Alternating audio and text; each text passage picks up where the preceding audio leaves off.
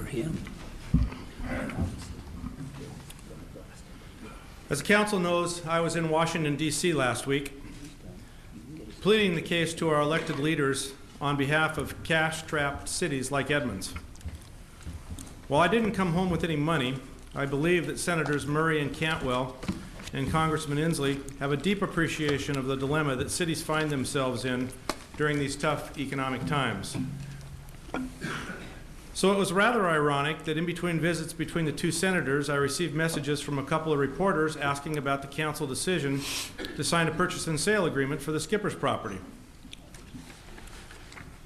The council has tasked staff over the last few weeks with a gathering of information related to the possible purchase of the site, so it didn't come as a complete surprise to me.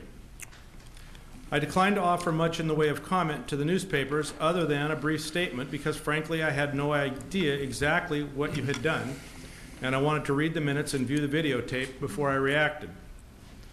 I had the minutes sent to me in Washington, D.C., and I have now watched the replay of the meeting. Knowing what I already knew gave me a benchmark from where to start, and frankly, I had hoped that you would have refined your process and thoughts to a vision that could be shared with Edmonds residents. But unfortunately, as I watched the meeting, I saw the same discussion I had witnessed for weeks on end, an attitude of, we want to buy this property, period. For what purpose? That was the first question I asked you in executive session weeks ago. After watching the council meeting, I still don't know for what purpose. I know a lot about what you don't want there, but I haven't heard a vision supported by a majority of council members of what you see on that site that makes spending $1 million appetizing to the residents of Edmonds. How are you paying for this purchase? I haven't yet heard 4 council members agree on that either.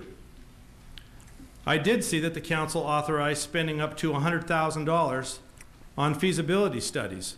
But where is that money coming from?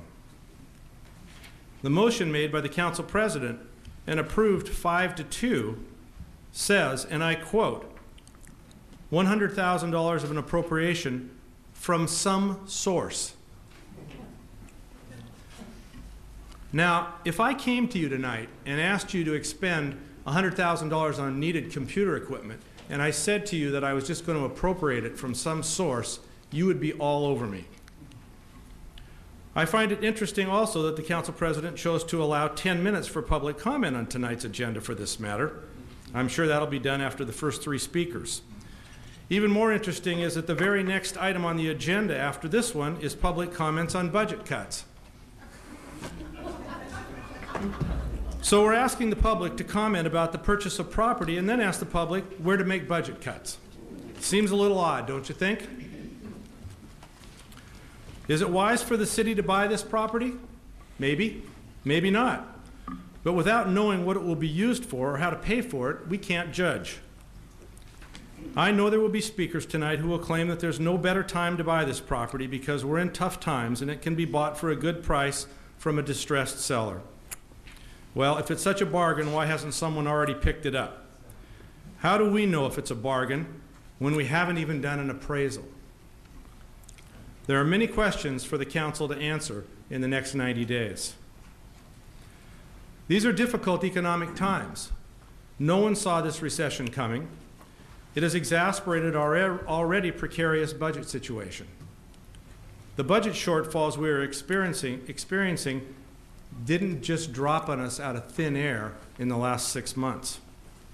Looking back at every budget book for the last 6 years, going back to 2004, the general fund cash flow projections have forecast the city to dip into red ink sometime between 2009 and 2012. The latest projections given to the council dated March 15th show the deficit in 2012. Contrary to some of the council comments that I've heard, councils have taken many steps along the way to push the deficit year out just a little further. But the economy has finally taken its toll. Watching last week's council meeting, I heard a council member skeptical of the budget numbers that they were getting from staff. Let me say that the 2004 through 2010 budgets that I quoted from a moment ago were built by 3 different finance directors over that period of time. And they all came to the same conclusion about when the deficits would come to fruition. We have a knowledgeable, conservative finance staff who have many more years of training and experience than anyone on this council. And they have served the city well for many years. Our expense and revenue projections are conservative. That is how I have chosen to operate for the last 11 years, and I see no reason to move away from that conservative viewpoint today. Let's talk about the timing of this potential purchase of property. It has been widely known for a couple of years that due to our economic situation, we either need to find new revenues or reduce services. The council set out a plan to go to the voters last year with a levy request to raise taxes. If it were to fail, the die would be cast, services would be cut. In the midst of that work, the Fire District 1 proposal came along. The council chose to move ahead with that proposal and push the levy back to 2010. As of this moment, I have not heard any concrete plans from the council for a 2010 levy, although the council president tells us that it's moving ahead. And I understand the council will be talking about that later on this evening.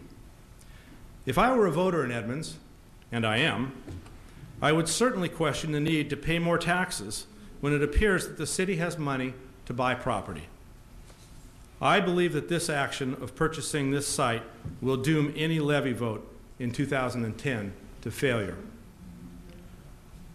It also is common knowledge that last year I asked our labor force to take furlough days to help balance the budget.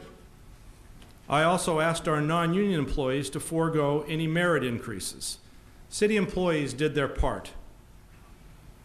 This year we are negotiating all our labor contracts for the next 3-year cycle. To ask the labor unions to consider furloughs, wage freezes, or contracts that favor management will be a very difficult task if we are out buying property. I can imagine that labor's logic would be, if you can buy property, you can pay the city employees. Can you think of a worse time to do this transaction? What message are you sending? I realize that you have some time to make this decision. There are some hurdles you need to jump. Maybe you should do an appraisal of the property. Maybe you should do a soil study, since the city itself has done some work near the area and found some contamination.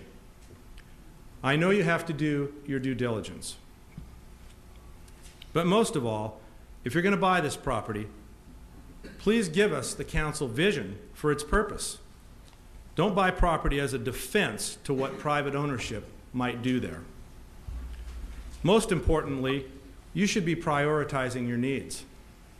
Is this purchase more important than passing a levy which will continue our current service levels or negotiating favorable labor contracts? Please keep in mind the message that you are sending to taxpayers, to city employees, and labor unions if you move ahead with this proposal.